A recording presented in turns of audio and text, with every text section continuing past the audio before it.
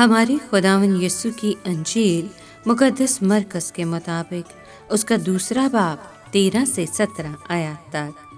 اس وقت یسوع باہر جھیل کے کنارے گیا اور سارا ہجوم اس کے پاس آیا اور وہ انہیں تعلیم دینے لگا، اور جاتے ہوئے حلفائی کے بیٹے لاوی کو محصول کی چوکی پر بیٹھے دیکھا اور اس سے کہا، میرے پیچھے ہو لے، اور وہ اٹھ کر اس کے پیچھے ہو لیا۔ اور یوں ہوا کہ جب وہ اس کے گھر میں کھانا کھانے بیٹھا تو بہت سے محصل اور گناہ گار یسوع اور اس کے شاگردوں کے ساتھ کھانے بیٹھے، کیونکہ وہ بہت تھے جو اس کے پیچھے چلے آئے تھے۔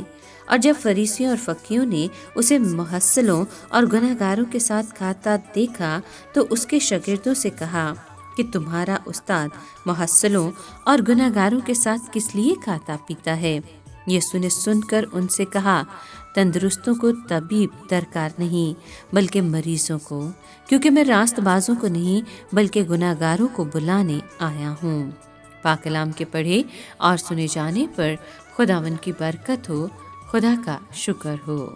عزیز دوستو، جب یسوع جھیل کے کنارے تعلیم دینے جا رہا تھا تو اس نے لاوی کو محصول لیتے دیکھا۔ ہم لاوی کو متی کے نام سے جانتے ہیں، جس نے بعد میں پہلی انجیل بھی لکھی۔ وہ تھا تو یہودی، مگر اس کا پیشہ غیر یہودی تھا، کیونکہ وہ رومی حکومت کے لیے ٹیکس جمع کرتا تھا، اور یہودی رومی حکومت سے سخت نفرت رکھتے تھے۔ لاوی کے گھر میں ایک ضیافت کا اہتمام کیا گیا تاکہ وہ اپنے دوستوں کو خداوند یسوع سے متعارف کروائے۔ اس کے اکثر دوست بھی اسی کی طرح کے تھے، یعنی محصول لینے والے اور گناہ گار۔ یسوع نے ان کے ساتھ شامل ہونا قبول کر لیا۔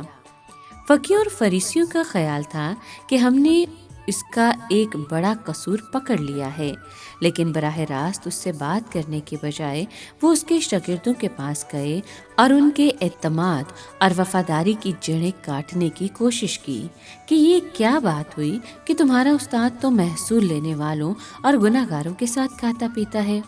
یسوع نے یہ سن کر ان کو یاد دلایا کہ تندرست لوگوں کو ڈاکٹر کی ضرورت نہیں ہوتی بلکہ صرف بیماروں کو۔ فقی سمجھتے تھے کہ ہم تندرست ہیں، اس لیے وہ طبیب اعظم کی ضرورت کو محسوس نہیں کرتے تھے۔ محصول لینے والے اور گناہ گار اپنے گناہ اور قصور کو مانتے اور اقرار کرتے تھے کہ ہمیں مدد کی ضرورت ہے۔ یسوع ان جیسے گناہ گاروں کو بلانے آیا تھا۔ جو لوگ اپنی راست بازی پر نازاں تھے، ان کو بلانے نہیں آیا تھا۔ اس واقعے میں ہمارے لیے بھی سبق ہے۔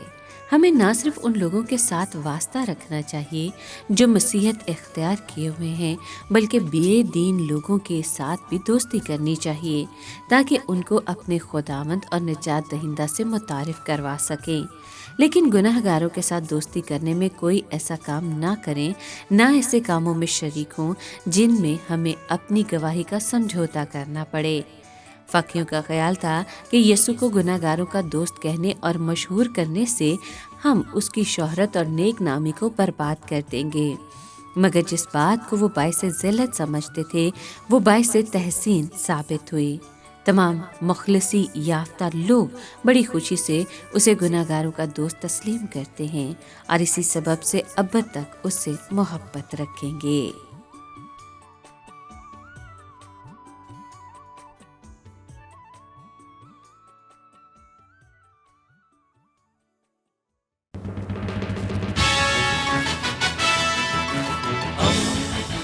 دوستی کا پیمبر، ریڈیو ویریتاس ایشیا۔